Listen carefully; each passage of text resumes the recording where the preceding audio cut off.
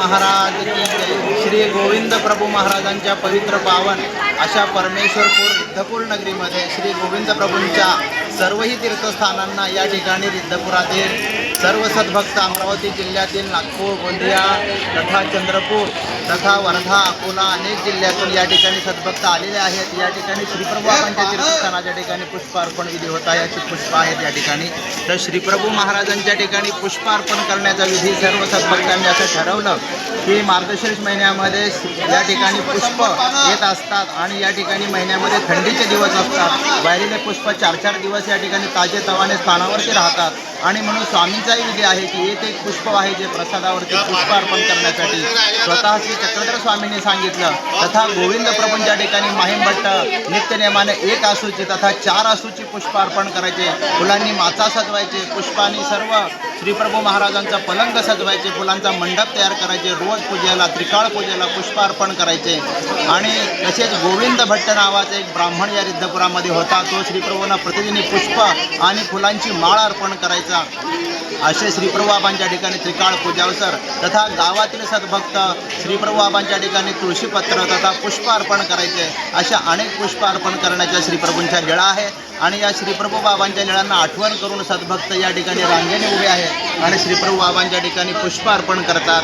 श्रीप्रभू महाराजांच्या अनेक लीळा आठवतात। तसेच श्री चक्रधर स्वामींच्याही पुष्प श्रीप्रभूंच्या चरणी श्री चक्रधर स्वामींच्या चरणी पुष्प अर्पण केलं। अनेक लीळा आहेत जसे की सालबर्डीला मुक्ताबाईंनी स्वामींच्या ठिकाणी वनफुलांनी पुष्पपूजा केली, तसा भिल्ल गोंडांनी श्री चक्रधर स्वामींच्या ठिकाणी वनफुलांनी पूजा केली, तसेच साधेनी रिंगणीची फुले वाहिली, तसेच लोसर खांडगाव या ठिकाणी कन्हेरीची फुले वाहिली।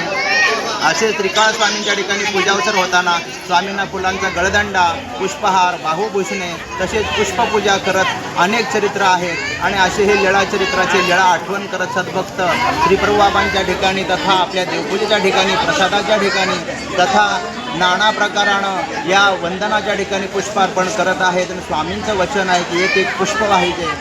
तसेच गीतेमध्ये म्हटलेलं आहे की पत्रम पुष्पम फलम तोयम। तर अशा प्रकाराने पुष्प जो श्रद्धापूर्वक अर्पण करेल ते मला प्राप्त होते आणि म्हणून सर्व सद्भक्त श्रद्धापूर्वक असे पुष्पार्पण करतात। हा पुष्पार्पण करण्याचा विधी बऱ्याच दिवसापासून चालू आहे।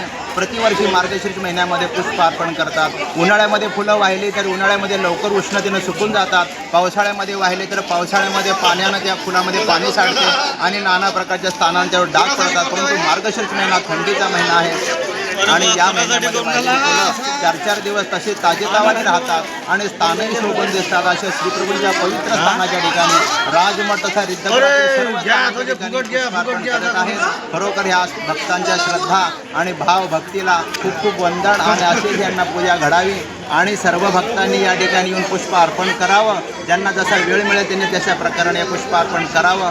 असा पुष्प वाहण्याचा सर्वांचा भेटकाळ विधी होतो, एकमेकांची भेटी होते, एकमेकाला दंडोत होते, चतुर्विध साधनाची भेट होते, स्थान प्रसाद वासनिक भिक्षुक अशा प्रकाराने चतुर्विध साधनाची भेट होते आणि असंन्निधानी चतुर्विध साधन समर्थ असं म्हणलेलं आहे। जीव उद्धारण्यासाठी तो परमेश्वर समर्थ का तयाचे साधन समर्थ।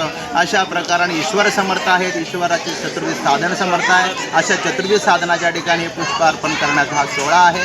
खरोखर या मंगलमय सोहळ्याला खूप खूप आणि अशा प्रकारे सर्वांचा आदर्श घेण्यासारखा सोहळा आहे। खरोखर दंडवत प्रणाम। श्री गोविंद प्रभू महाराज की जय।